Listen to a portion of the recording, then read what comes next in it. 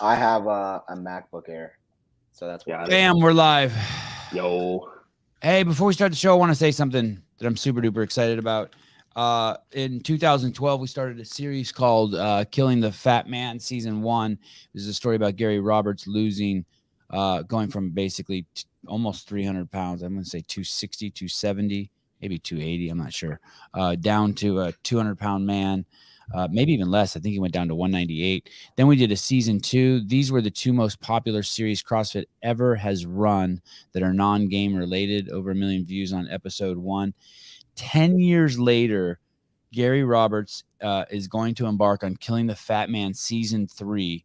He got his blood work done a couple of days ago. He started shooting episode 1, and I suspect that there are going to be some issues. He's 50 years old now. And he's working with California Hormones. And this is going to be a year-long series. And I think we are going to see some amazing results that will even make Andrew Hiller jealous. Are we going to be able to see the blood work? Yeah, we'll see it all. We'll see it all. That's going to be cool. Taylor Self is here. There's a dude wandering around with glasses on. Looks like the Unabomber is here. The sweaty JR Howell is here. JR, we haven't met before. Hey. Nice to meet you, dude. And Andrew Hiller's here. We don't have anyone running the back end today, so I apologize. But Taylor is becoming quite proficient at StreamYard. Holy cow! I bet you there's not a lot of people who've watched what we've watched. We had to get up, stay up really late, and get up really early to participate in this show. I was up at 4:55. Yeah, I was up at 4. Yeah, I got up at 6, but I stayed up till 1. Wow. Wow. Yeah. Just trying to catch up. I fell asleep like watching one of the box jump over things. I woke up, I'm like, oh shit, who won? Are you gonna? Do we have anyone who can bring the schedule up? Are you gonna do that stuff, Taylor, at all by any chance? So I don't have the schedule up on my screen. Let me. The only things I have pulled up on the back end, I guess I can find it. Let me grab it from my phone. And here, and I thought I left it in the other room. I have it at least here in front of me. So guys, as we start to get organized here. You have to thank Taylor Self for this show to even exist today, or his injury. He was injured. Thanks. I want to say if I remember the story right, like 9 months ago, but it got pretty serious in this last couple weeks, and he had to pull out and he could not participate. You did qualify for the semifinals, correct? Yeah, I would. Yeah. And then you weren't able to participate. So he has just done what any man does with a strong pathology. He's trying to focus that energy elsewhere, and he's really dove into covering this. And he's brought in his buddy JR Howell. And JR, you own CrossFit Crash, correct? And we have day 1 under our belt, which is weird. Not entirely, right? No, not so sorry. Thank you. Not entirely. We have. Is it done though in Australia? Is day 1 done in Australia? It's done in Australia, yeah. In Australia, but not in Amsterdam. Lowlands. Okay, so in this show we will be talking about individual events 1 and individual events 2 in Australia at the Torian Pro, and individual event 1 in Lowlands. And for the first time, I kind of saw what a bunch of you guys were saying, the importance of having unified events. It would just be so nice. It would really help if all the events were the same, they all happened in the same order. Even if just the 2 events that CrossFit mandated happened in the same order, it would be awesome. Like, hey, that has to be 3 and 6. I mean, it is. It's a little when you have 2 semifinals going on at the same time, and we're gonna have 3 semifinals going on at the same time. It's always a little jarring to me when I look at event 1 and all the event 1s are different. We know how easily confused you are, though, right? Right. That is true.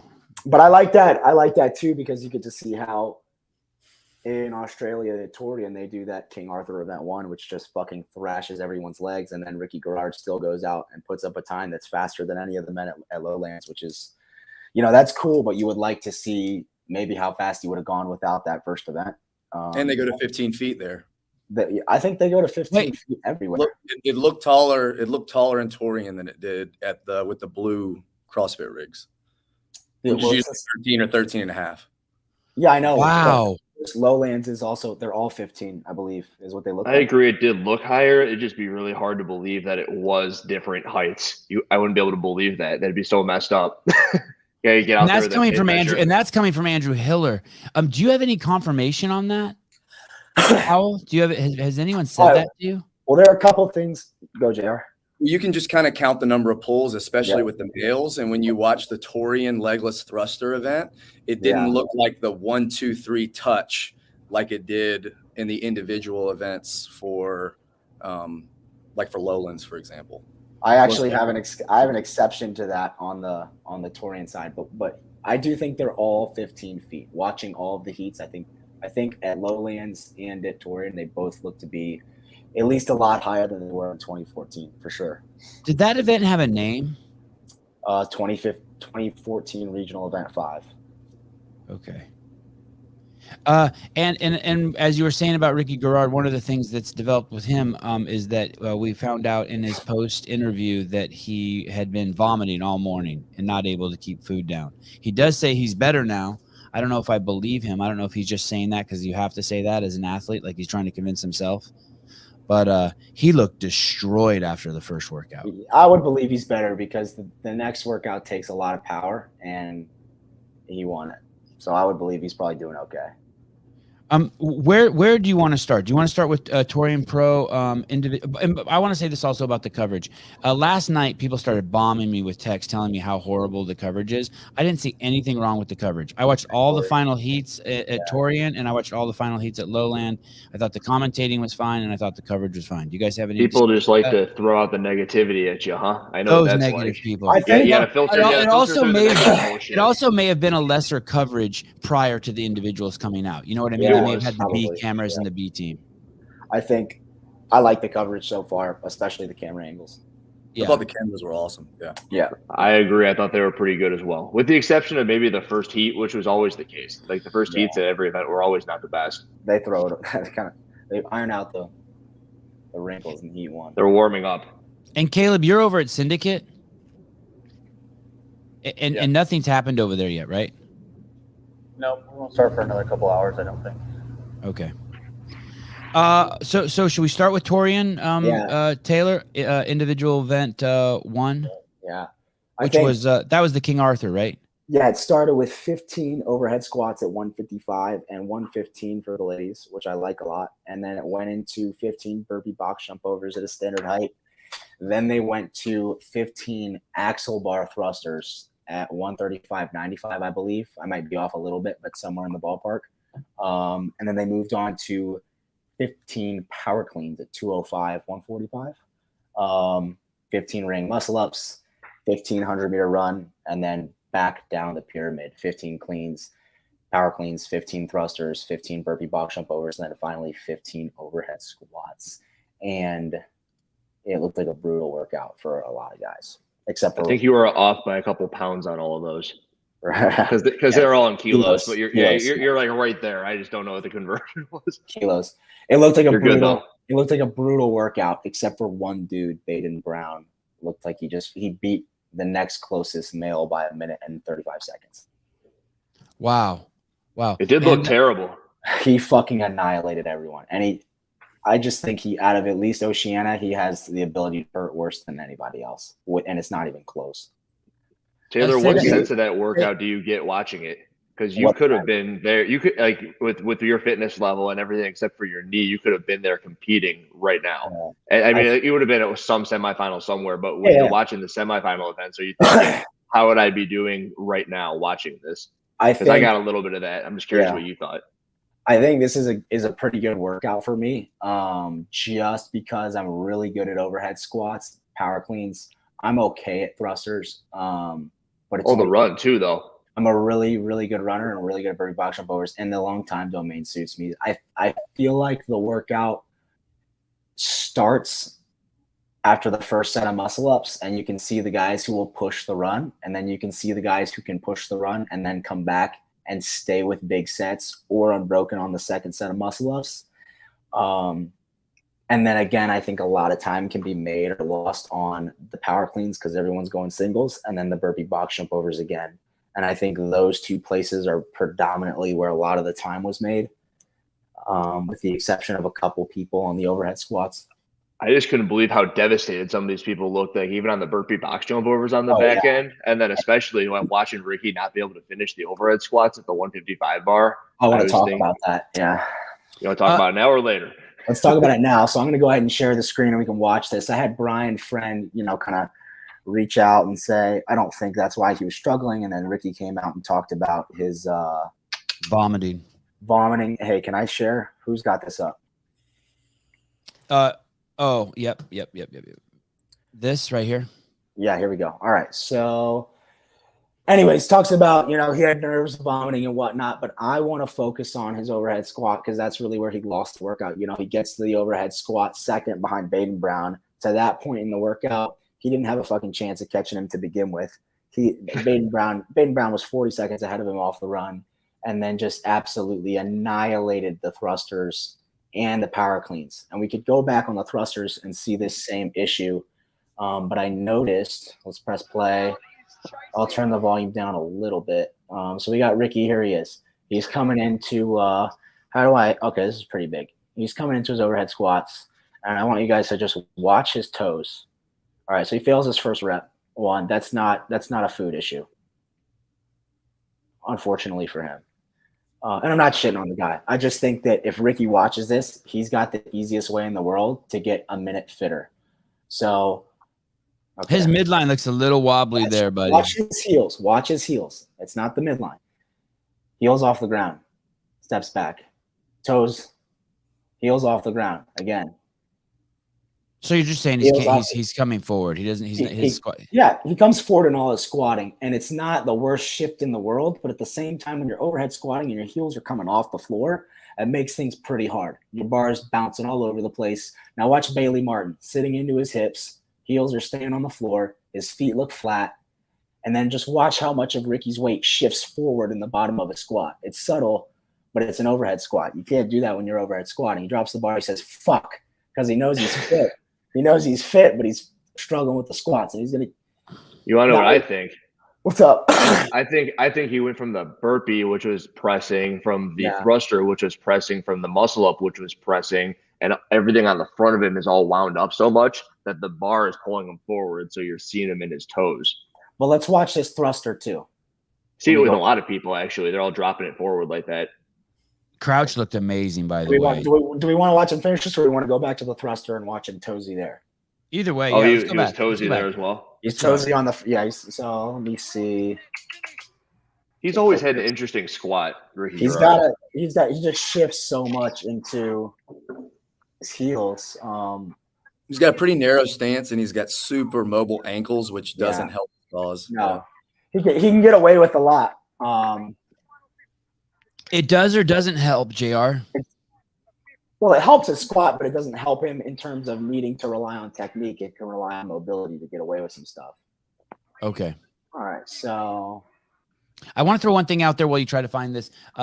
You guys were talking about how great Baden Brown did in event 1. In event 2, he took 20th, which has already knocked him down to 7th place.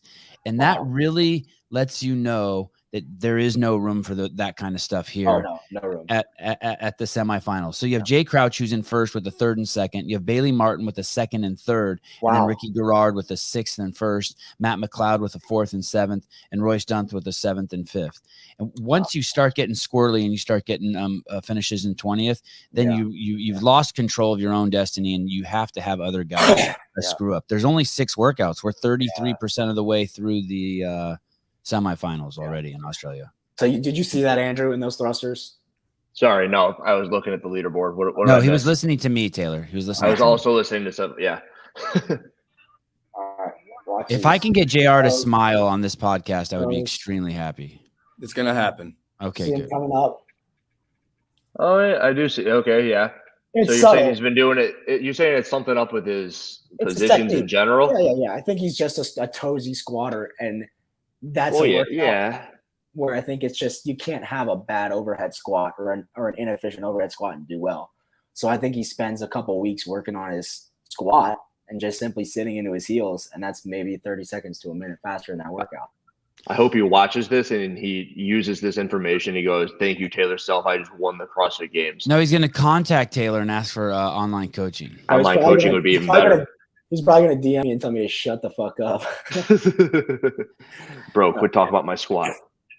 Colin Lawrence, wow, this is where Ricky fucked himself. If he would have been a good dude and not cheated, a bunch of people would have fixed that. Oh, geez, Colin. He's not a cheater. He's a good dude. So look Bailey at Martin. He doesn't mess up. Are you familiar with Bailey Martin? He was in heat number 3, I believe. Yep. Now I want to show you his rope climbs when you're done. Okay.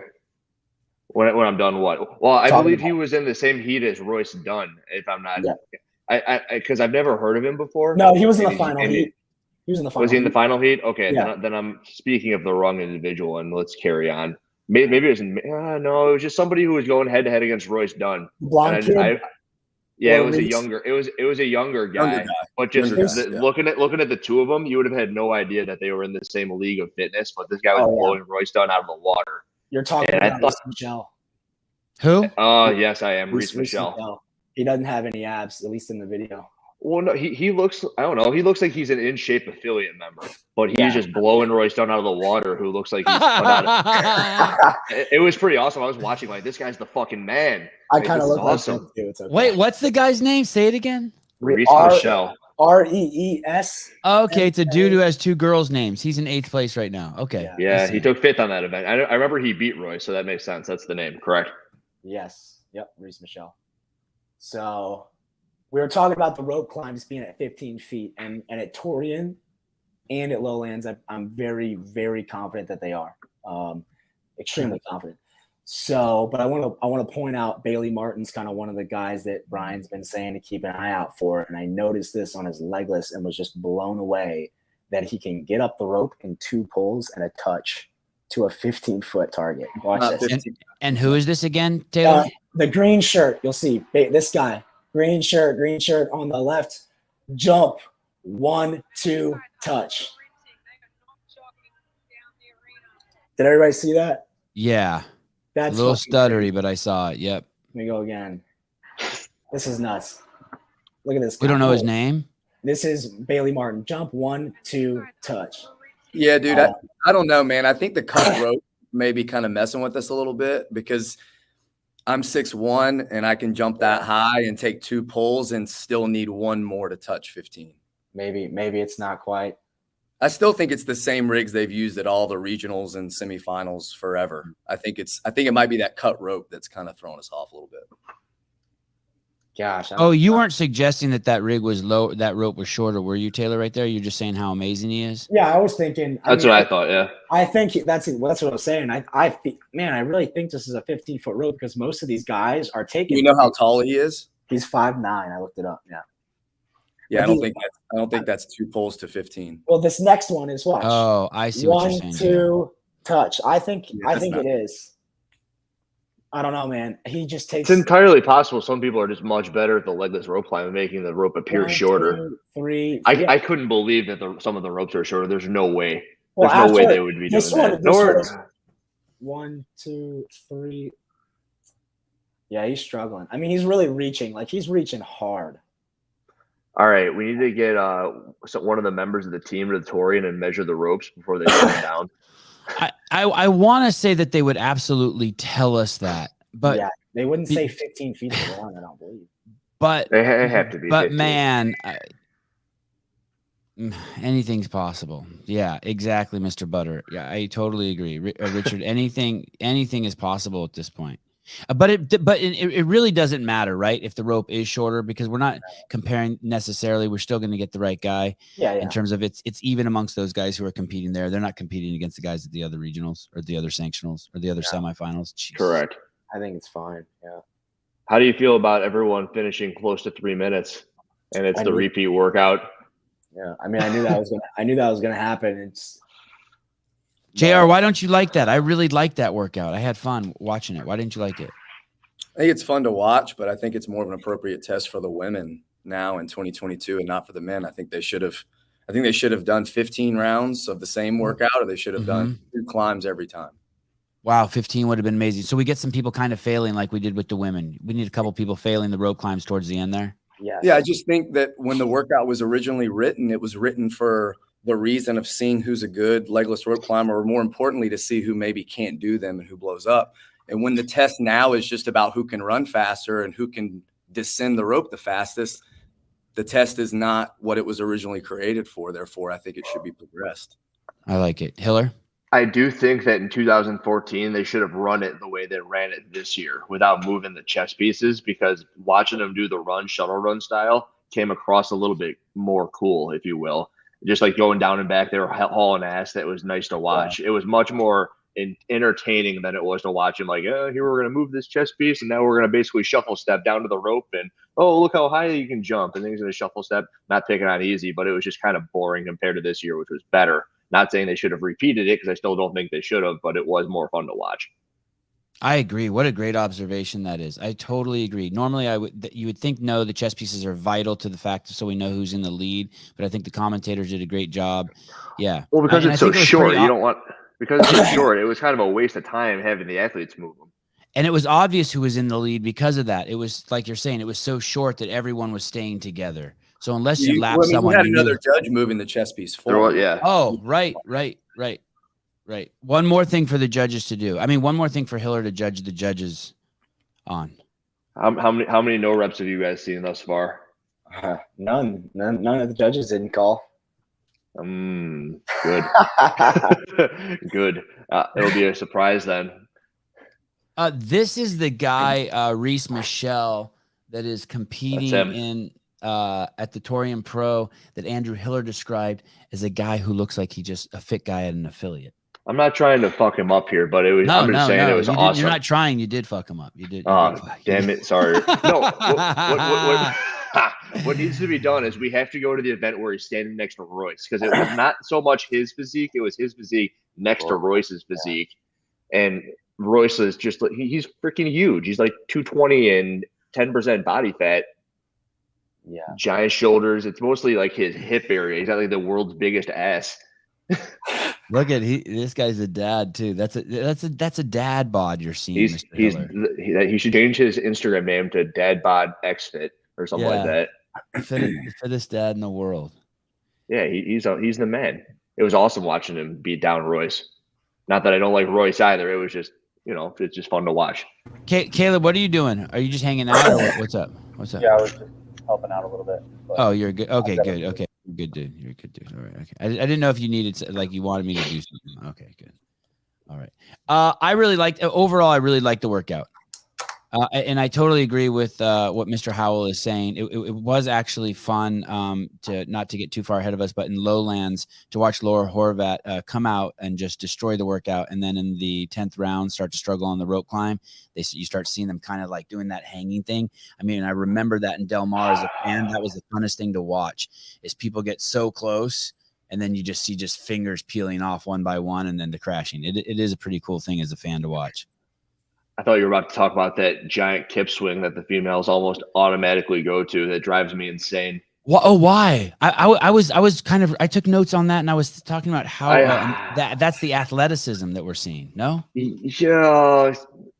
So for the same issue, I see a lot of the females really driving away from the rings and not hitting the lockup. I see it as a lack of upper body pressing endurance on the ring muscle up. So they kind of move away from the lockout, so they don't have to waste the muscles on their like pressing chest, shoulders, triceps, whatever. I see the same thing on the muscle or the rope climb, the legless, that is. When a female knows that she's going to struggle with it and she doesn't have the upper body pulling capacity to get up a rope legless, and she knows she's got to do 10 of them, she's like, okay, well, how am I going to do it? I'm going to start kipping immediately. And it's almost like it removes the upper body pulling. And it's like, okay, grip strength / pull. And I guess you make the same argument that kipping pull-ups do the exact same thing. I just think that I was watching this and thinking about Taylor's workout that was the pegboard workout, where you're unable to do that sort of thing, which would have made it a better test of upper body pulling endurance. But they put their feet on the wall.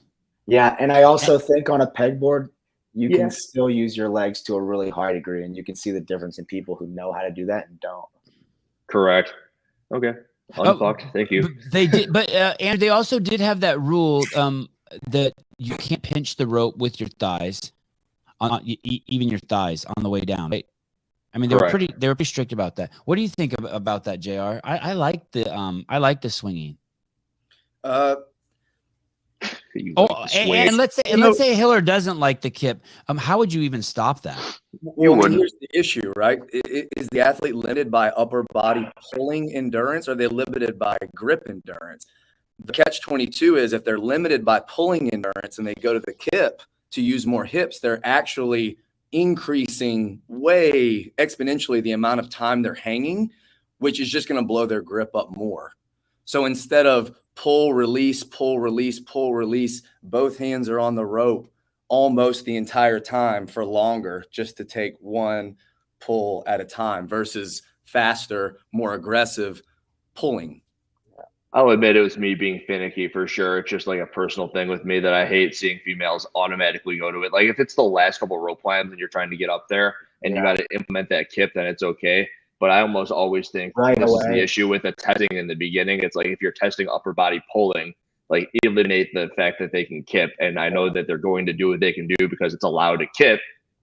So I thought the pegboard was better. I want to use your legs anyway. Yeah. No, you're right. I like the pegboard. It's way harder on upper body pulling. I want to see how Guy Mayeros does this workout. And if he does his fucking stupid butterfly kip, I hate that. Yeah. You think he will, or you think that was just a cool gimmicky Instagram post? It's a lot slower, but I also don't think he's probably got too many people to worry about in Latin America. So I don't know. I mean, we will see. What was world record time on this? That it was easy, right? I think it was 3:30 by James Newberry. Oh, but I mean previously. Yeah, 3:30 by James Newberry. It was, and that one was. There might have been a 3:29, but I think that what I had found was Newberry was the quickest notable athlete time. But I think there may have been somebody in Europe who was 3:29, 3:28, but it was right there. Yeah, this isn't legless pegboard. Is that even a thing? Yeah, that, up until CrossFit, I'll go do one right now. I had never even seen anyone use their feet on a pegboard until CrossFit. Like all through high school and in college, I never saw anyone use their feet. And then it's actually a CrossFit thing, right? I mean, have you guys ever seen anyone use their feet before CrossFit? No. Yeah. Have you seen the backwards pegboard? That was the big thing when the pegboard first came out. Was everyone would do them backwards and they'd be going up it this way? Oh wow, that's crazy. Yeah, it was just a bunch of people doing like a bunch of stupid crap. It wasn't like a real thing. I think one. Go ahead, Simon. What? I was going to go back to the King Arthur. Yeah. I have some women's notes on that. What did you guys think about it before, and what did you think about it after watching it go? I thought it looked a lot like the chipper at the 2013 games, that finale, where there was the burpee ring muscle up at the end. It was the down and back one that Froning won, and then I think Bridges did it in the offseason. I think it's burpee bar muscle up in the middle. No way, it was burpee ring muscle up. At the games, one of the games where they had the overhead squat, the box jump overs, and maybe it was 2012 then that I'm thinking. Because there was a finale where I know there was burpee ring muscle up, like right in the middle of the chipper. It was the down portion, and then you came back, you went to the toes to bar, and then you went to the power cleans that were at 205, and then there was the overhead squats, and then there was like an axle. There was also an axle bar thruster. So that event, it reminded me of that event, which made me kind of like it. I've come out with a video today, which will kind of get into that a bit. Royce Dunn paced that one incredibly, and when I watched him do that, I was like, okay, there's the veteran.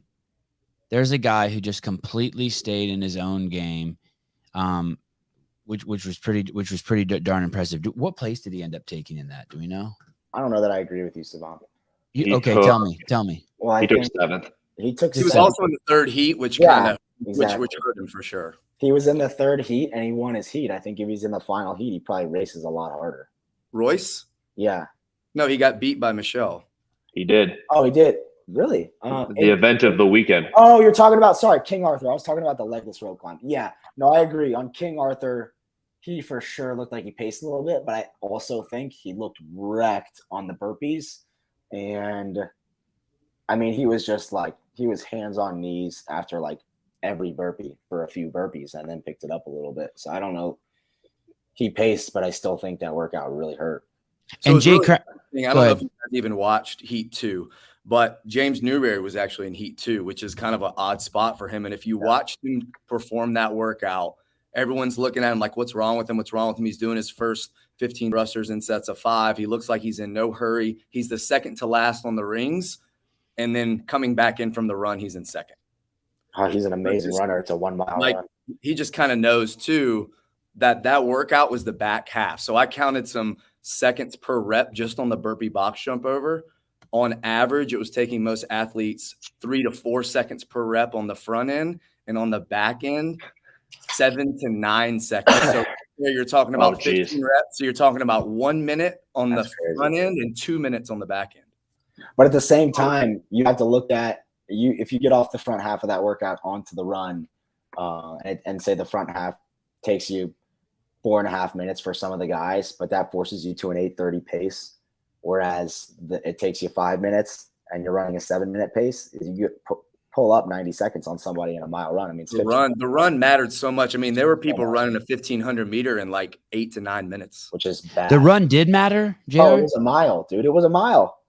I think people will be upset if we don't bring up Toomey on this workout, unless we're waiting for later, because she beat all the males on that. She beat all the men, and she got off the rings with Kara and came in 40 seconds in front of her. I mean, she got off the rings and then did another set of 15 unbroken. Again, unbelievable. Before we go to her, I just want let's stay with the men real quick. I want Jared or you guys to answer this question. Why would the run be so? If you have 30 muscle ups, aren't the muscle ups? I mean, there's so many places that workout could get sticky. But I would think that the second round of those muscle ups, no, it is the run. That was a running event. Well, how long does 30 muscle ups take?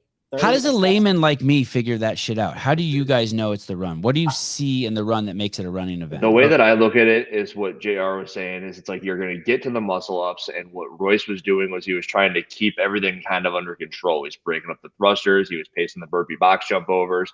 And it's like the muscle ups were that last little pinch where if you do them too quick, it can really kind of fuck you up before you do the mile run. So it's almost like he was keeping himself under control. And then he did the mile, and then he came back, and then you can kind of lay it on. Whereas if you kind of do everything unbroken, like anybody who doesn't know how to pace a CrossFit workout did, then you're going to really hurt for the entirety of that mile and lose ground the whole time. That's my take, at least. Unless you're Tia. Unless you're Tia, who's just stupid fit. I will say, I think I like to look at it as time under tension. You're spending it's a 1 mile run versus 30 muscle ups, so it's at least double the time running than you would be doing muscle ups or any of the other movements. At least before JR goes, I'd like to Austin Hartman, whatever. Run doesn't matter. The extra energy required to run 30 seconds faster per mile isn't worth it. JR, get him. I very much disagree with that. And it also depends on how good of a runner you are. Yeah, if you fucking suck at running, then pushing it 30 seconds faster. I mean, you got guys in heats 1 and 2, a lot of them that came to one of the pylons that are walking around the pylon and then walking with their hands on their hips for like 10 seconds before they start running again. JR, why does this matter? Why does there? So Eric is saying he expects me to know what this means because he's smarter than me. Eric is saying run matters. They are 195 pounds. Well, yeah, that's what my coach told me last year too. Big guy. It matters for big guys. that generally speaking, most high level CrossFitters aren't amazing runners. But again, I think that's just a byproduct of overpacing the first half of the workout. I think that the guys who are really intelligent or had the biggest engines understood that they could make a move on the run versus using the run to just recover. It shouldn't be a recovery. You got to make a move on the run, absolutely, and then hold the pace through the finish in the back half. There's 2 types of CrossFitters there, I bet. Recover on the run and push the run CrossFitters. And then there's the ones like Tia who can do both. I apologize. I'm gonna send. Let's see. I think I have Jay Crouch's number. I don't know if that's really him in the comments, but I'm sending him a link if he wants to pop on and. What did he say? And unfuck us. He said the run doesn't matter. I think that's what he said. Okay. Before here's some funny things. I want to point this out. Baden Brown wins event 1 at Torian. When Ricky crossed the finish line, did you guys see him fall down? Yes. He fell down. He didn't lie down. His knees didn't bend. His hip didn't bend. He just fucking collapsed. Did you see that? His soul left his body. Yes. Yeah. He got, it was like fucking Michael Chandler kicked him in the jaw. It was nuts. He literally just tipped over. It was an impressive fall. Baden gave his love in the interview to the new Mayhem programming. In his interview, does that what do you guys think about it? Do you have any comments on that? Anything to say about that? Did he say why? He just no, he just in a quick thing, he said, I think he mentioned that he might be old. He didn't look good, but he's been doing the Mayhem programming. He said, I think maybe he even said he's beat up a little bit. But I thought it was cool that he's given a nod to his new programming. It sounds like it's his first year doing Mayhem. Sounds like he has to hit a sponsorship deal. Oh shit! I'm kidding. I didn't hear him say that, so I don't have much to fill in on that. It's cool though. It's cool. It's getting better as a result of it because I think Mayhem's one of the better programs out there for sure. The lady who interviewed Baden afterwards, she's been around for a while. I think in years past she's had purple hair. I can't tell whether she has a nose ring or just a rope of thick nose hairs hanging out of her nose. But when she interviews people, I saw Howell's. I wouldn't say he smiled, but I saw some change in his lip profile. There is something dangling from. I would love someone to explain to me what's going on with her nose. It's a beautiful woman, but there is like something pointy coming out of one of her nostrils, and I don't see a piercing. Screenshot. I should have. But it's not one of these. It's not like the bullhorn, or it's not like the piercing in the top. But there is from the anyway. I think she should. If it is something should be done about that. It's a little rope. It's her personal PR bell. Oh, okay. Ding! You ring it from your nostril. Women. Okay, for the women for the King Arthur. Let's do it. For sure. It was the Tia show, right? I mean, Cara tried and Ellie tried. We have to give them a nod for trying, but it turned into the Tia show. I thought all Cara and Jamie both beat Ellie as well.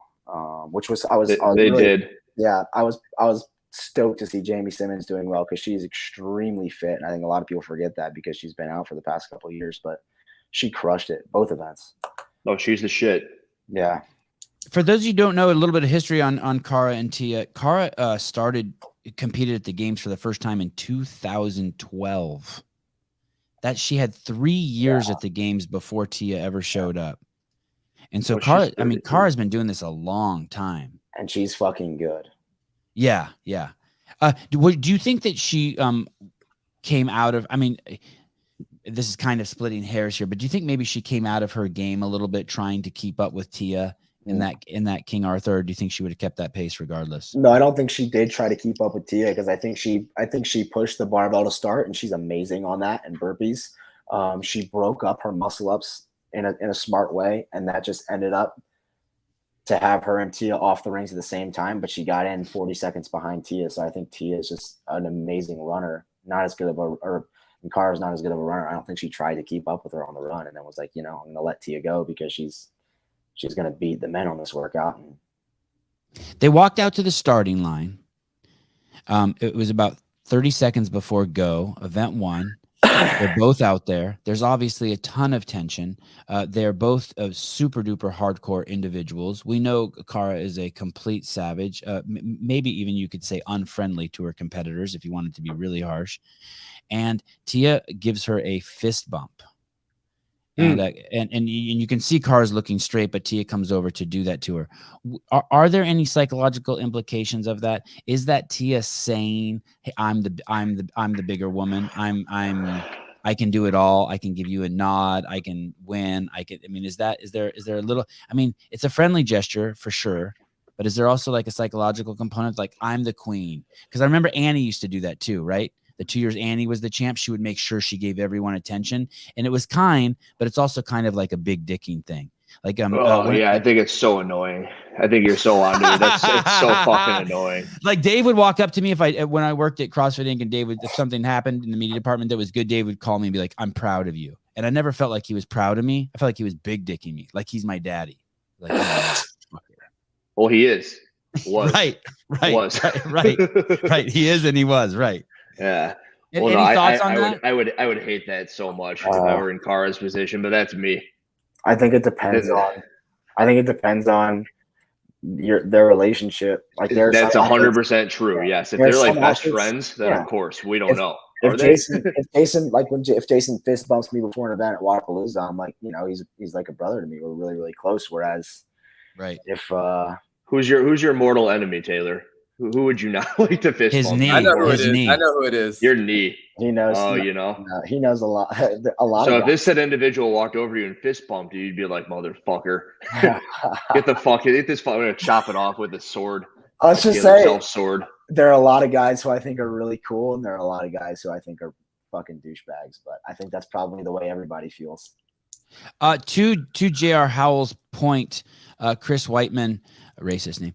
Cara lost out on the run. Tia left her on the run. Is this what you're talking about, JR? She lost it on the run?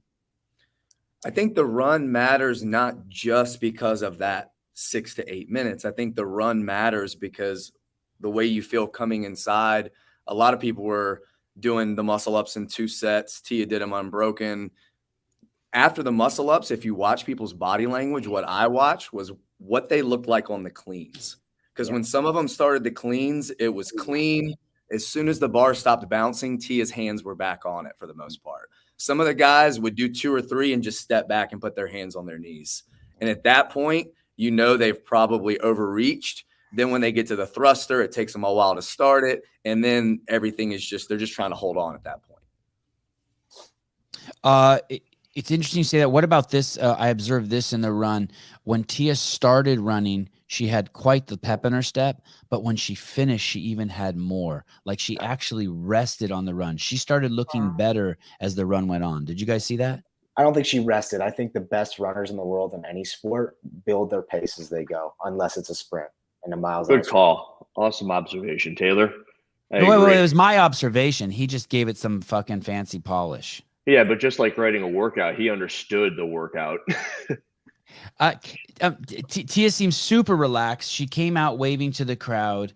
I feel like maybe her and Shane like doubled down on the talk. I'm just making this up, speculation. Make sure you go out there and enjoy yourself this year. Make sure you go out, because there was a component to her. I feel like in the past, or I remember from the past that she had more of that Matt Fraser approach, where she would go out there and she would almost look sick to her stomach. But we didn't see any signs of that this year.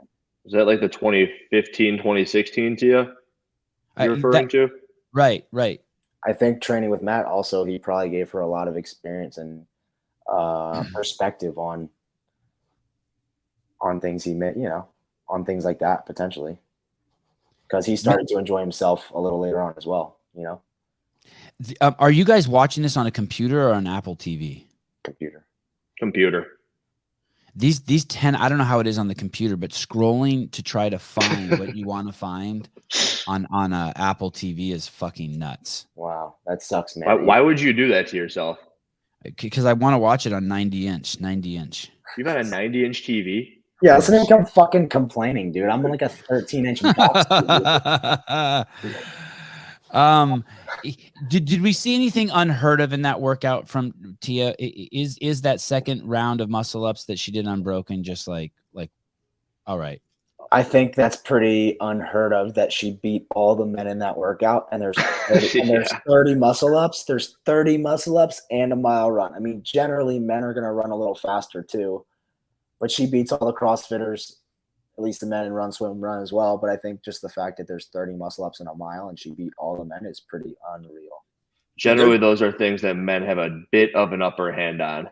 Yeah, that's crazy. And there's a podcast out there. I'm pretty sure Royce is being interviewed on it. Some of you guys may have heard it, but he tells a story about them training in the barn with Tia and how one of the things they did was 30 muscle ups for time. And everyone, they had done a couple pieces beforehand. So they were all trying to figure out if they were going to go 12, 10, 8, or how they were going to break it up. And Tia goes 20, 10 and beats everyone. That's crazy. That's fucking crazy. So it's unheard of, but it's almost expected. You can think of it as she did 2 sets of 15 unbroken, or for someone like Tia, you can think of it as she did 2 sets of 15 unbroken with 7 minutes of recovery in between.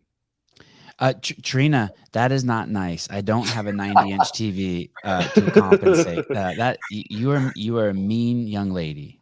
Hey, can I say something, Savon? Not if it's about that. It's about something else. I asked your AsRX lady for a CEO shirt, and I didn't get one. They sent me 2 different shirts. Which ones? They sent me this one, which I like, but that's not even that's a step-on nice. shirt. It's not even a step-on shirt. And then they sent me the one that says politically homeless, which I don't even like that. What? That's Oh, rude. send that. Hey, so I would love to talk about the shirts. I saw that I only have one CEO shirt, and the fact that I saw it just now in my closet clean, I was like, holy shit, I've arrived. But I don't even have a red one yet. I know it's a shit show over there. You know why it is? Because they're sold out. Yes. Yeah. The CEO shirts are selling so damn fast. They're so fucking hard to get. Okay, send me a text afterwards. It's unacceptable. Imagine how many of these I could sell if all you guys were wearing them right now. A lot. Hiller's so full of himself. He took one of my shirts and cut it up with a pair of scissors. Hey, you sent me a medium. I can't wear a medium. I turned it into a headband. I have the headband right here. I can put the headband on. There is no catching. Yes, please. There's no catching Tia, right? Absolutely not. And there's no question she's the greatest of all time, right? Man, woman. There's we're seeing each workout she does now going forward. We're seeing it. It's done. Well, she's got 5 individual championships. Yeah, she's got 5. If she gets 6, she's the greatest of all time. Yeah, Matt's got 5. So I think right now there's an argument to be made that they're equal. Anything negative you can say about her? Anything nitpicky?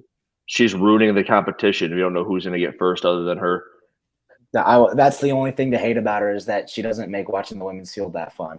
And that, I don't know. I think that going into it, but then when I watch her, I can't take my eyes off her. It's amazing to watch her, yeah, but you like to watch like 2017, her and Kara like racing on the lunge and 17. That was cool. That's what I'm talking about. That's what you want to watch.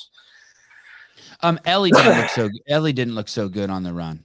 I thought because that's something she struggles with. Everything else she's really, really good at. She's sitting in 6th. JR, any advice you have for Tia to make her better? No, but one thing I am thinking about is going into day 2, the first event they get to do is that complex. And I'm really interested to see how Jamie's shoulder is for that and how heavy she can go there, because that event may end up being the one that they only get 3 spots.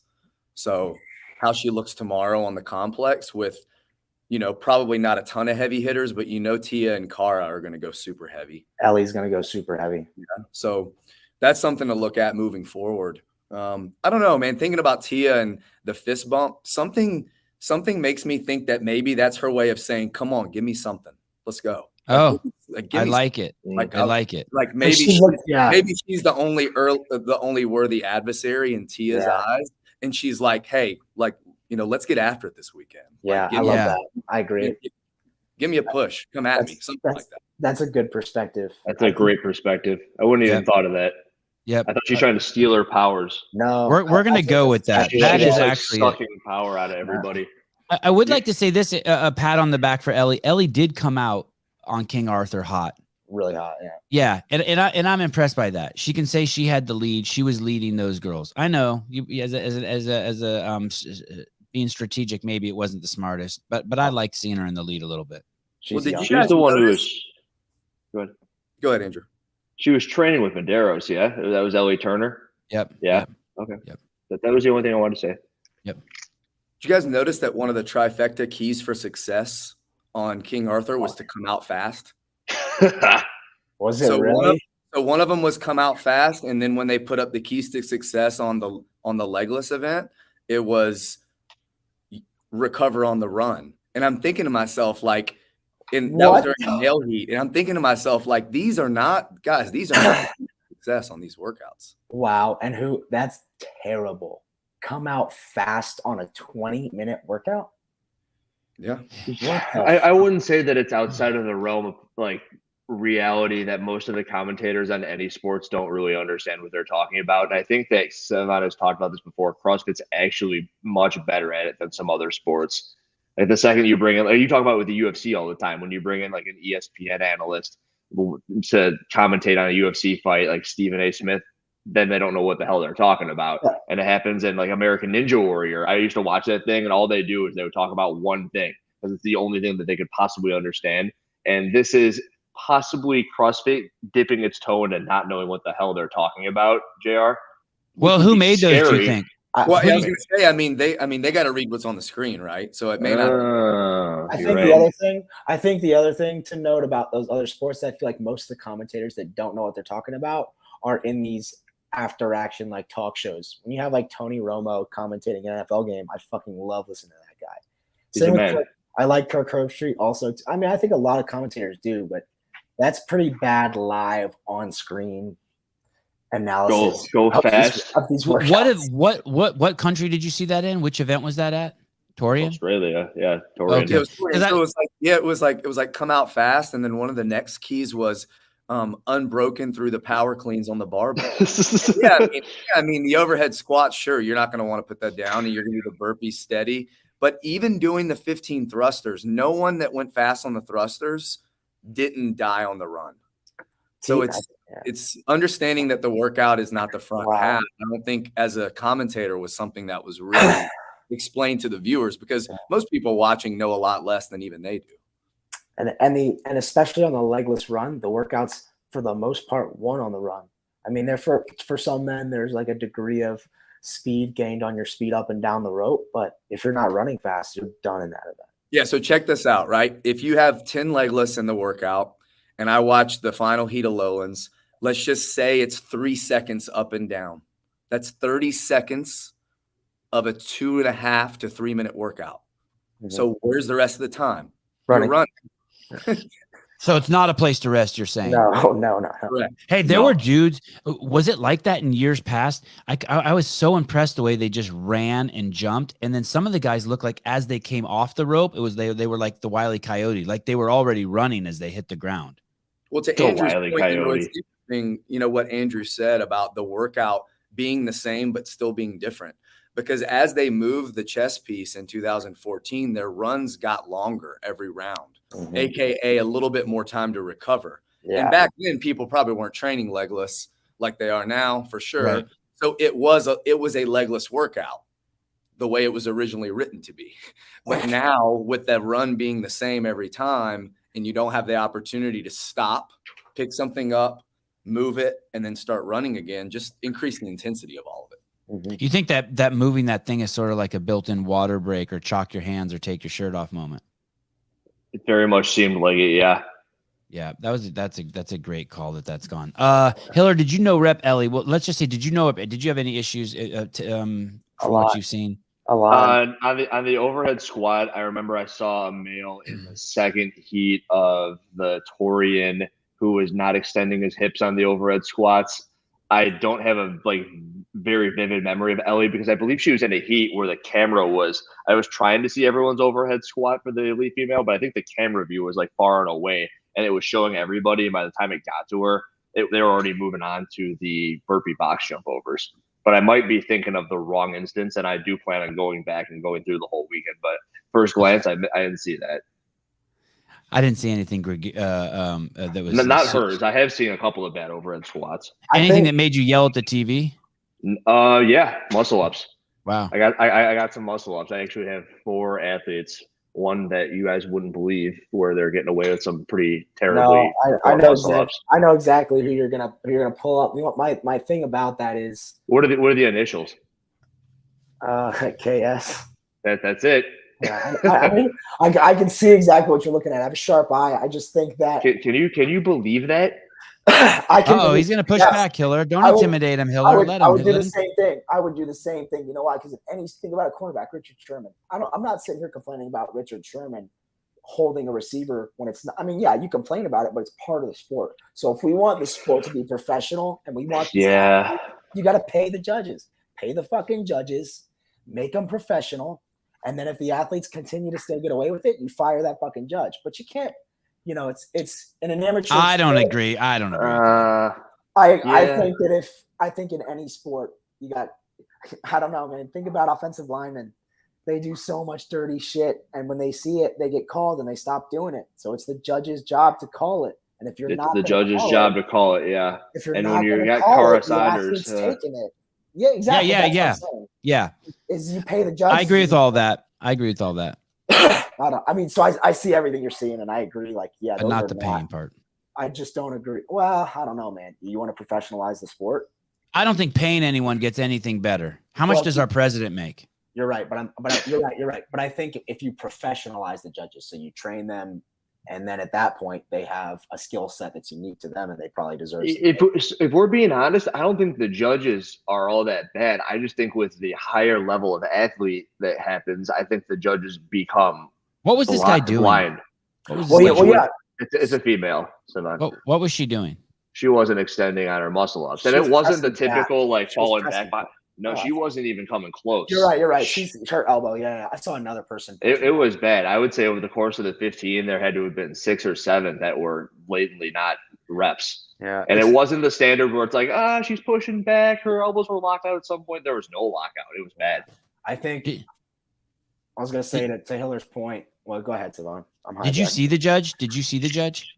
I mean, yeah, the judge is right there. Another instance of the judges that I thought was a little messed up is that, not that he was doing anything wrong, but James Newberry in the box jump over, his judge was the only judge standing on the wrong side of the box. So he could have done whatever he wanted on the one side of the box because the box was he didn't have to touch his chest to the ground is what I'm getting. You guys are talking about Cara Saunders? Yeah, we don't need to pull up. Yes. We don't need to pull up a video. You guys can go watch it. I'm gonna make a video on it, but we can. I mean, if you want to pull it up. I just think it's the judge's fault. It's not her fault, It would take me an hour to find it. It's not her fault. No, it is her fault. I'll say this. I'll amend that. It's her fault, and I would do the same. She should be doing better. Yes, I think she should be doing whatever it takes to win. But if the judge is letting her do it, she doesn't know what the hell she looks like. I just put this mirror in my gym, and I love the mirror because I can hold myself accountable with the mirror, and I don't need to do the whole feedback of the phone. Yeah. So where did you get the mirror? Did you took it down from over your bed? Yeah, it was there. We don't do that anymore. Savon, it was fun while it lasted. Savon, this is what I mean. Go pull that comment back up. The judges being intimidated. And Hiller talked about this. This is what I talk about professionalizing the judges. And when you train them and, not the $10 online fucking judges course that anyone can take, but when you train them and give them a course or to some degree, and you make their service something that is, you pay them for it, and they become a professional. You don't have judges that are like, oh, I'm scared to know this person. Just like you don't have a lot of refs in the NFL that aren't going to make a call just because it's one person. And that happens maybe to a small degree in the NFL. But if you're a cornerback and you rip a guy's face mask, it doesn't fucking matter who you are. You're getting a penalty. There has to be something that comes down from CrossFit saying that the judges are the all-being power and whatever they say goes. But that's the problem. Yeah, exactly. CrossFit has to be saying that. I think. If you're a judge, you don't want to be the person that the YouTube stream pulls you out because Cara Saunders arguing with you. But if you've got CrossFit that's backing you, if there's someone on CrossFit that's saying, "Hey, community, shut the fuck up," the judge can do whatever they want. And we know that these judges are professional and they're paid. Then for sure, it's I'm not. Yeah, I mean. As a former judge, many of these people I judged with were just huge fanboys or fangirls. Well, of course they all are. That's why they're there, right? Who get starstruck by their favorite athletes and are blinded by little mistakes. I don't know. Thank you, Brandon. I don't know if I agree with Brandon, but I will say this. I saw Tia come out, and as she went to at the starting of one of the events, and she went over and asked a guy a question, a judge who was standing there with his hands behind his back or in front of him, and I could see the guy blushed. Like he was caught off guard that Tia Toomey stepped up to him and asked him a question. And for sure, those two, Cara and Tia, have insane presence, crazy presence. You know what this makes me think of? Yeah, tell me. Remember when the Michael Jackson case was going on and they needed to find a jury to do the Michael Jackson case, and they were having issues finding people to fill the jury because they had to find somebody who had never heard of him before? Right. And it became impossible. That's almost like what's happening here. You're saying this guy sees Tia Toomey and he's blushing. You've almost got to find people who don't know who the hell these athletes are that are going to hold an unbiased opinion watching them do these things. And it would be damn near impossible at this point, especially if they're unpaid. Let's find an unpaid person that knows what a muscle up looks like to come watch Tia Toomey do reps. It would be impossible and probably harder than it would be to fill a jury seat for a Michael Jackson case. Who the fuck's going to want to come judge Tia-Clair Toomey that's not a fan of her if they're not getting paid? And then also knows what a muscle up looks like. Anybody who knows what a muscle up looks like is going to know who Tia Toomey is. Paper Street Coffee, thank you. Cara Saunders No Reps are sponsored by Paper Street Coffee. Yes, thank you. Moment of silence for Paper Street. Okay. Someone is saying that they were oh, by the way, about that thing, if I can imagine Chase reading those 3 elements that were like sponsored by Trifecta and saying, this is bullshit.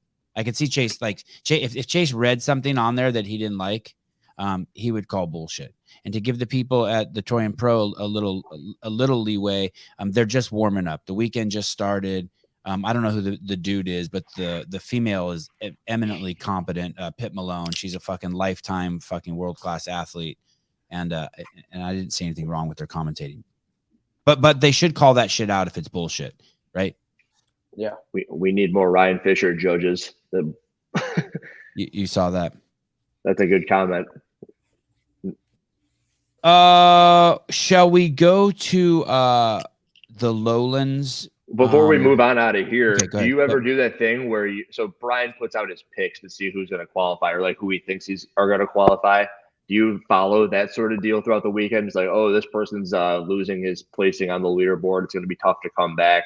And if you do follow that, do you see anybody who might not be doing as hot as you thought they would? Like Ellie Turner, she's in 6th right now, but she's really only 18 points out, so she's still in a good spot to possibly finish up the weekend. But I'm looking at the male side. Baden Brown's at 131. That's how many points he's got. And the top 3 men are at 188, 188, and 180. So all of a sudden, he's 49 points out, and he's got to make up some ground. So if Ricky, Jay, and Bailey Martin keep going at the same speed they're going, it's going to be hard for Baden Brown to get in there. I think Royce Den's probably. I think Bailey Martin probably loses a little bit of ground on this complex. Agreed. I agree. Yes. And then I'm also thinking of like Royce Dunn. He qualified last year out of Torian. So he won. So is he going to take one of those spots? And I think that's just something that I like to look at. I think a lot of people have Royce Dunn out, and I feel like I like him to take one of those 3 spots. I think Baden Brown. I agree. I think Baden Brown's probably out after that event. It's just, so you think it's going to go Jay Crouch, Ricky, and Royce? I think so. No, you're saying no one. You get a 20th place finish, and there's only 6 workouts. You're not going anywhere. I don't. It's tough. I don't. It's really freaking tough. He's gotta finish with top 5s the rest of the way. And the problem with that is, I think the guys ahead of him are finishing with top 5s too. That's the issue. We also got to look ahead. You also got to look at the events that are left, right? And there are still some question marks because we still don't know, or at least I haven't gotten any information to know the deficit of the strict handstand push-up on Strongman Diane. And if any of those guys have a hole there, how kind of Baden didn't perform well on that legless event. I mean, 20th is not good. If any of those guys have a strict upper body pressing limitation, then that could easily take someone from a qualifying spot out. And it's a different workout. If it's a 4-inch deficit, it's a fast workout. And it's like Diane, if it's an 8-inch deficit, they're fucked. And it's all handstand push-up. Why aren't they telling us? Why aren't they telling us, Howell? Why aren't they telling us? Oh, no. I just can't find it. Brian said he thought he saw somewhere that it was just 3 and 1.5 inches. And I think that was close. Maybe 3.5 and 2 inches was what it was for Damn Diane. Damn Diane was 3.5 too. I want to say. So, I mean, if it's that, I don't think it's going to be an issue because it doesn't seem like the Husafel carry or that the yoke, or it doesn't seem like the strongman implements are going to be the separator. It seems like it's going to be how many sets is it going to take for people to get through those handstand push-ups. Yeah. I don't know this for a fact, but just by looking at these guys' bodies and knowing what I know, the little bit I know about them, I don't think Jay Crouch, Bailey Martin, or Ricky Garard are going to have a hole in the handstand push-up area. I would agree with that. I don't think Matt McLeod will either. Do you guys that's think such a cool workout? Do you guys think in that final with the 1K row, 100 double unders, and 10 deadlifts, do you think 10 deadlifts at the end is enough to make a difference at 405? If it's a heavy rope, I do. I think it is. If it's a heavy yes, I agree. If it's a heavy rope, and it depends on the heavy rope. What heavy rope is it? If it's a drag rope, it's brutal. Drags. That's gonna be a nightmare. Yeah. So we'll see. Hey, JR, are you suggesting that that's a Royce Dunn workout? I mean, it sounds like a Royce Dunn workout. Row, big guy, row, jump rope, deadlift, heavy deadlift. Well, here's the deal. I talked about this when we talked about Syndicate and the Jackie workout, and Andrews talked about it as well. There's a huge difference in rowing for meters and rowing for a different form of power output. So if you have a 1K row and I row a 130 and Taylor rows a 135, congratulations. I'm only 10 seconds ahead of him. And if I break double unders once and I transition slow to the deadlift and put on my belt, that 10 seconds is gone. And that's a lot of effort for those 5 seconds per 500-meter split. But you're talking about 320. Probably most of those guys hold a 140 or faster. So we're talking about somewhere between 3 and 3.5 minutes on the rower, versus if you're rowing 100 calories and someone's pulling 25 a minute, the difference between pulling 1,600 and pulling a 1,400 is a lot more than 10 seconds. Would you like to see that workout be defined by the deadlift, by the same way like you were talking about the rope climb workout? It would have been nice if it was 15 rounds. No, and because it's a 6-event test and you're already testing strength under no fatigue. So in my opinion, another heavy determining workout isn't needed. Yeah. Right. I think that's a cool workout. That's a great workout.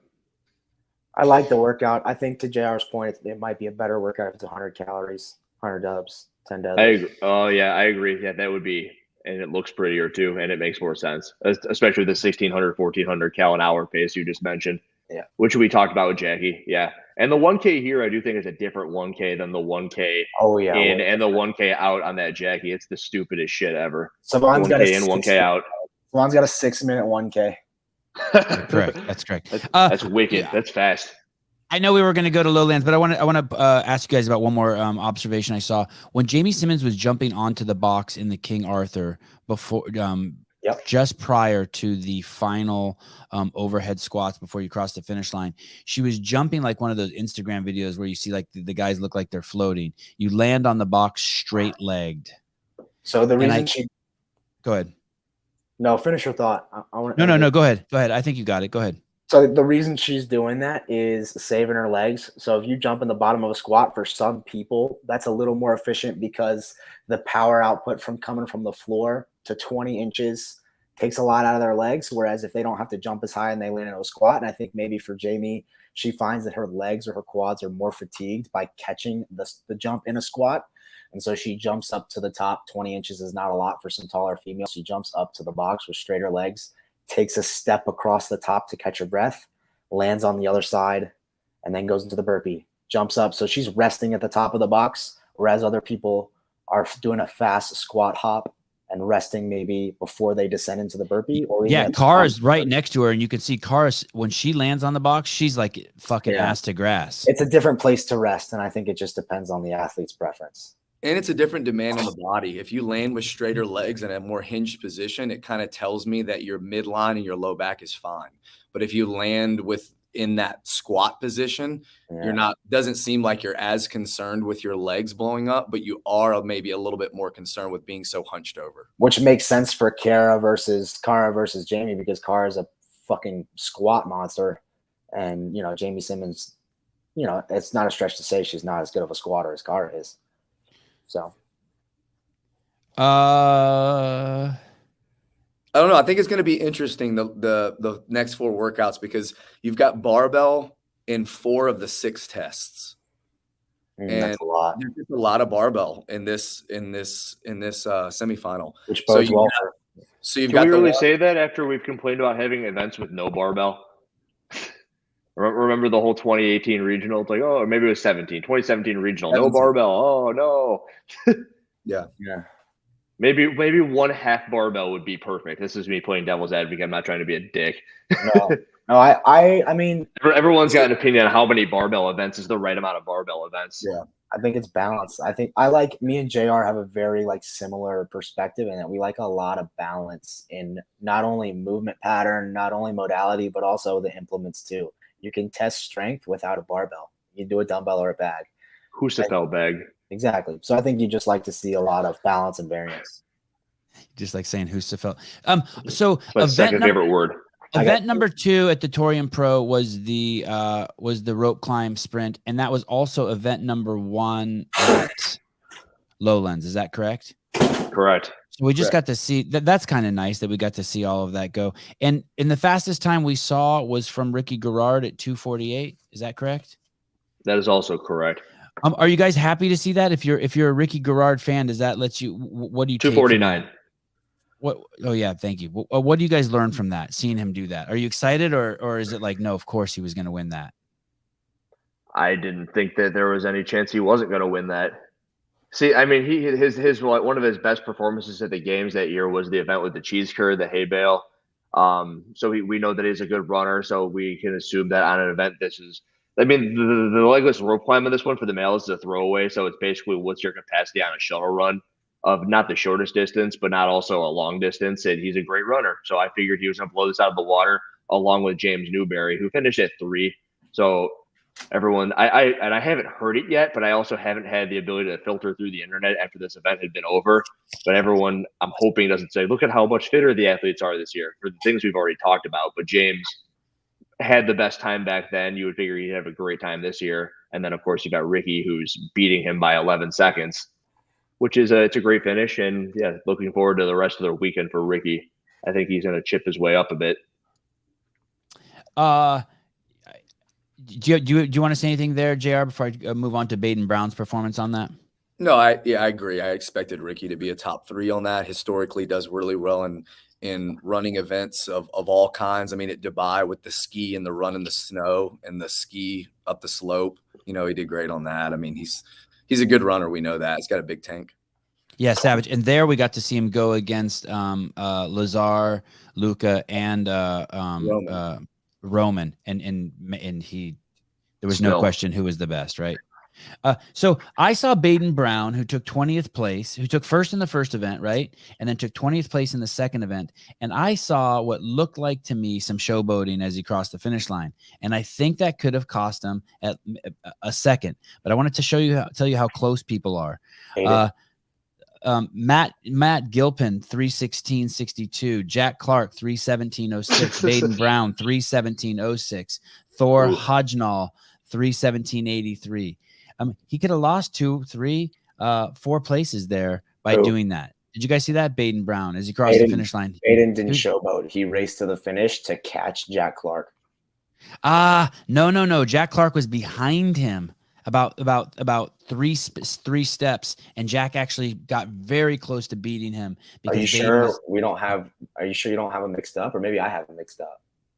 He was doing this thing where he was running out like this, like with his chest up, looking at the crowd, and I'm pretty sure that was Baden. I'm pretty sure that was Baden. That's interesting. And even the commentator said, yeah, I mean, they got him as tied by the chips, but by visual, I think I saw Baden win by a step. I mean, of course, I defer to the chip. I defer to your eyes. But what's fascinating too is he's tying with the guy who took, who got capped in the previous workout, who took 24 spaces behind him. At this level, I hate to see that. Yeah, he was looking up at the crowd. I don't even think he saw Jack Clark coming. Are you looking for the clip?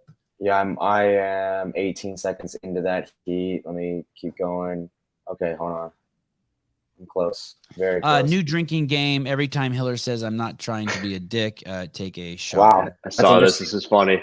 And then immediately say something dickish. Wow, that's a complex game. There's a lot of drinking games around me. I've seen. Hey, share my screen, Sibon. Okay, yep. Here we go. The chip has got Baden Brown at 3:17.7. So I wonder why they changed that on the leaderboard. But everybody see that? Yep. Let's see. So I'm gonna press play, and we're gonna go back. So that would have been 1/10 of a second slower, which would have given Jack Clark the win.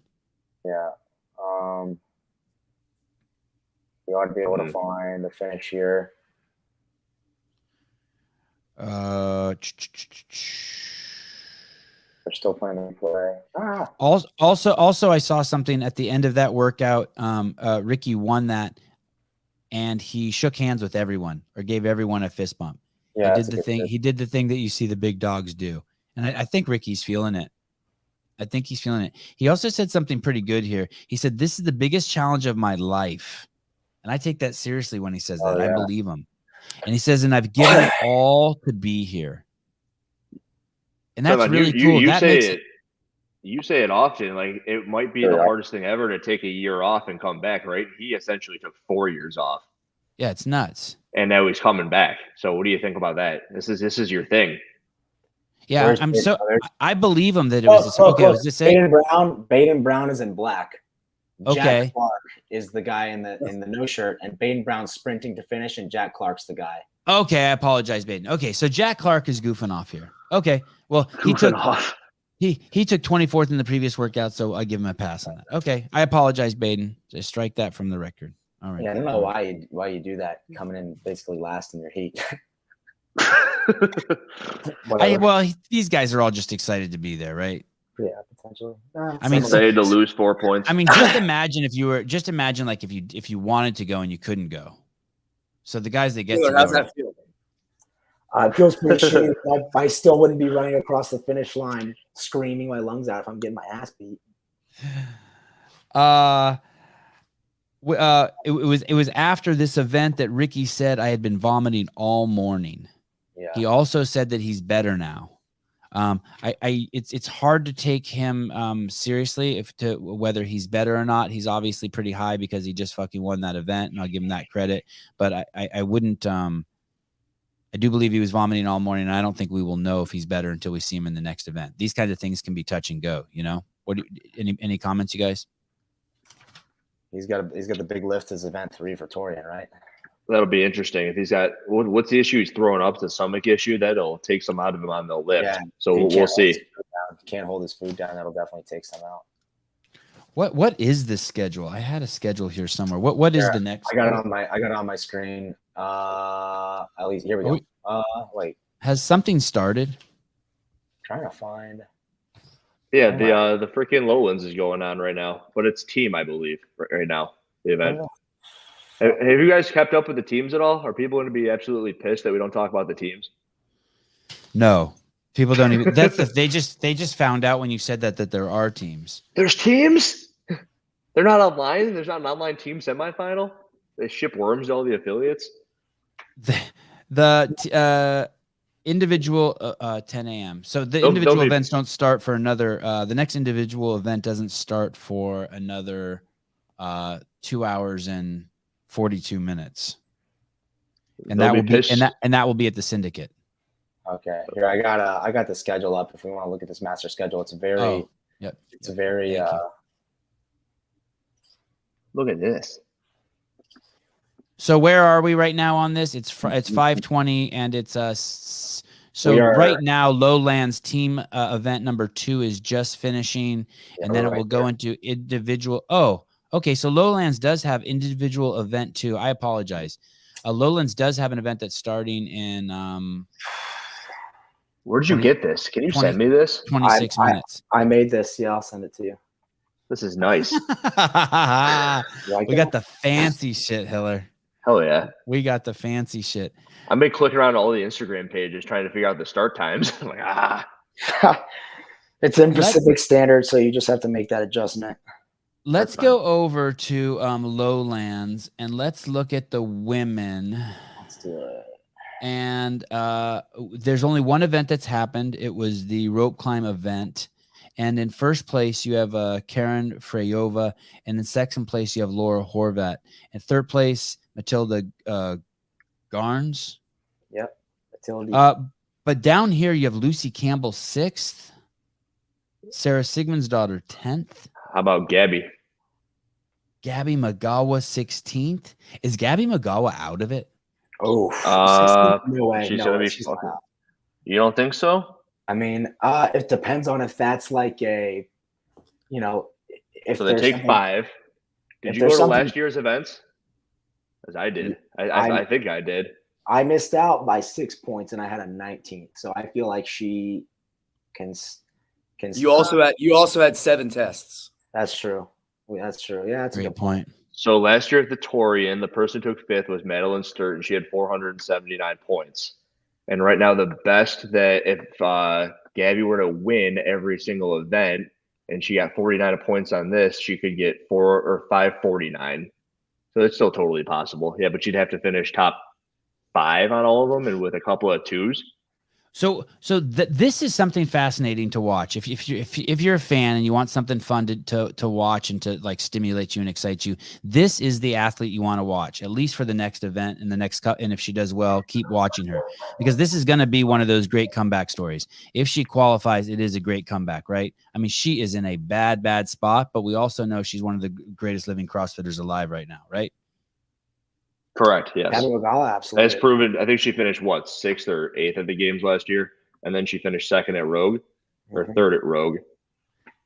And so people know that's comparing apples and oranges too. If you finish 6th or at the games last year, now she's in her own region. She should be dominating this region. And not to say that there aren't great athletes in this event with her, but she is amazing. Well, we saw that at the games, and we saw that at Rogue. So this 16th place. Did she know she was going to be in 16th? Does anyone know her? Is this is this her kryptonite? I think legless are not a great movement for her, in a similar way that some form of handstand push-ups, most are not great for Laura, which is interesting because they're good friends and they both have a pretty different, maybe kryptonite, if you will. Yeah, Gabby mates with Laura's gene pool, her brother. That's right. Actually, I have no proof that they mate. I just made that assumption. They're dating. They go out. Event 2 at Lowlands is the air runner, axle bar deadlift, handstand walk, air runner. It's the 22-minute time cap one, and Gabby would have to do pretty well on that to make us change our minds, which she probably will, because this looks more favorable than the rope climb workout for her, in my opinion. I think it'll be between Gabby and Laura in this next event. Laura's a fantastic runner. This is way too cocky. She a dance. Gabby will be fine, I'm sure. It's not like that. This is bad, right? JR, 16th place. This is bad, right? Now she's I think her name might be now. Shay. I think her name might be Shay. What did I say? Shia. Yeah. You call her Shay. I used to date her. Shia. Well, this one's bad, right? But this one's tricky coming up because I'm not sure if you guys have dug into the workout as much, but I'm 99% sure that handstand walk is an out and back, and it must be done as a pirouette. So you must.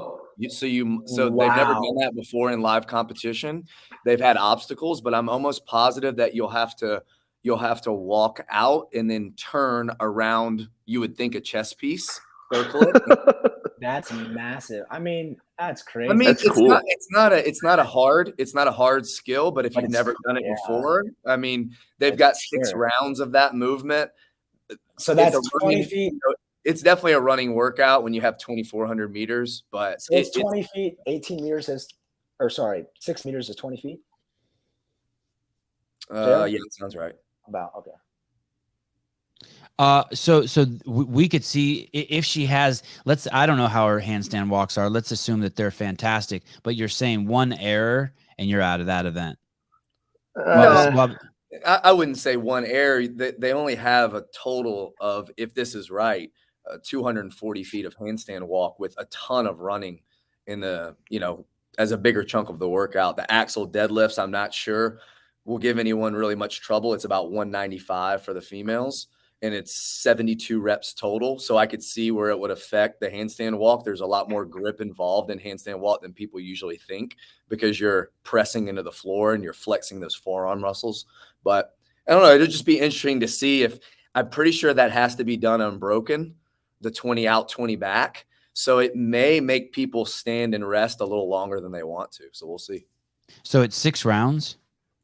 It's 3 rounds after the first run and then 3 rounds after the second run. And if you do fall and you have to, how long do you think that handstand walk takes? 30 seconds, 45 seconds. No more. So there is kind of a problem there. If you walk 20 feet out and you make it 18 well, no, feet it depends on how easily they can finesse a pirouette, I guess. So if they're pretty good at it, it'd be under 30 seconds. But if they're kind of standing up on their hands and they're finagling with a possible chest piece, that'll be an issue. Yeah, I hope I'm right there. I'm going to look like a douchebag for us talking about it. I hope you're right too. Not because you. I hope you're right too. But it sounds cool. It sounds stressful. Well, it sounds like if it's not the case, then the handstand walk really shouldn't even be in there. 20 feet out, 20 feet back is not very demanding. You've got 80 feet per round at Syndicate. And how did Lucy do? She was people were predicting her to go to the games also, right? Wasn't she supposed to take that number 3 spot? Lucy Campbell. This is 1 second. Let's go check out Brian Friend's list. She's on. It looks like she took. He's got her 5th. Brian's got her 5th on his list. She took 6th in the workout, which is not bad. The top 10 is a good finish. Does he have Sarah 3rd? He had Sarah 4th, I thought. Maybe 3rd. I mean, that's a top 10 for her, which there's a lot of running and jumping in that workout. So I think for her, that's a good finish. I think the big sigh of relief or, telltale kind of workout for her is going to be the complex. So you'll either say, okay, take a deep breath, she's back, or she'll struggle on it. So we'll see. One of the comments I saw on the side is that Laura Horvath has the same style rope climb as Ben Smith, and she learned that from him while training there this year. Is that something someone can spot? I couldn't tell if that was a joke or if that's real. Any thoughts? I haven't seen Laura Horvath complete a handstand or a rope climb. With Ben Smith or before Ben Smith. Thank you. Sarah Sigmund's daughter got lapped on that workout. But it wasn't too big of an issue. No, it wasn't. It looked worse, and the commentator made it sound even worse. Okay, and they did kind of miss. They put her in the wrong place. At one point, they said she was starting her 8th round. That's what I'm talking about. As people were finishing, and they were wrong. She was actually starting her 10th round. Correct. Yeah, she was about to be done. And from when they said that, it was like an oh shit, but they were looking at the wrong chess piece on the floor. It was laying next to her. All right. If there's nothing you guys want to add here, or I'm sure there's something you want to add, but as we start running out of time, I want to go back over to the men's at the Lowlands. I want to talk about the men in this heat one. I thought one thing was pretty cool to know. Oh wait, is that your screen? No, this is here we go. That wasn't my screen. Oh no, that's your screen. Yeah. Okay. So no surprise here, right? Lazar Dukic, first place, 250.59. No surprise. I loved everything I saw. I loved his attitude. His post-game interview seems event interview, super duper confident. Not easy to do when English is your second language and they're talking to you in English. He was flying. Watching his performance is exactly what you guys were saying, that the run wasn't the place to rest. Like that guy was not resting at all on the run, right? Those were sprints, right? Yeah. Him and Michael Smith and Luka Dukic, all of them were running really hard. And who is Michael Smith? Have we seen him before? Has he ever gone to the games? He's an old team athlete. I don't know old. He's a team athlete for sure, and he's super tall. He's a tall guy. Is this just? Are we going to just see him drop off the rest of the week, or is this guy for real? We're going to see him keep up the good work. He's 5th, but I don't. Or I said he's fit, but I don't think he's taking a spot to the games this weekend. Bjorkman Carl Goodmanson. Is he happy with his placement right now? You think? I think likely. That's the one thing I wanted to talk about in this workout. They were saying, to point out. Taylor, I wonder if you saw the same thing I did. That he started in 6th and then finished in 2nd in his heat. Yeah, I thought that he actually built his running pace as he workout, which is so hard to do in this workout. I can't. I'm not even kidding. You just want to start so fast, and you can hold a really fast pace. So to start and build the way he did is ridiculous and impressive. It's good to hear you guys say that. That's the kind of thing as a fan you would just never know. Yeah. Well, it's hard to pace yourself on a 3-minute workout. So that in and of itself is hard. And then once you do pace it, typically people overpace it, but he built and finished, just a few seconds behind some of these guys. I think he's happy with that. Yeah, there was ever a time that you wished you had that live scoring up there to see people move closer and closer to the -1, -2. You wish it was this one, because as a fan, no matter how good the camera is, you can't really tell with the judges moving the pylon who's on round 6 and who's on round 7 after the first minute of the workout. Yeah. So you're really just watching and waiting.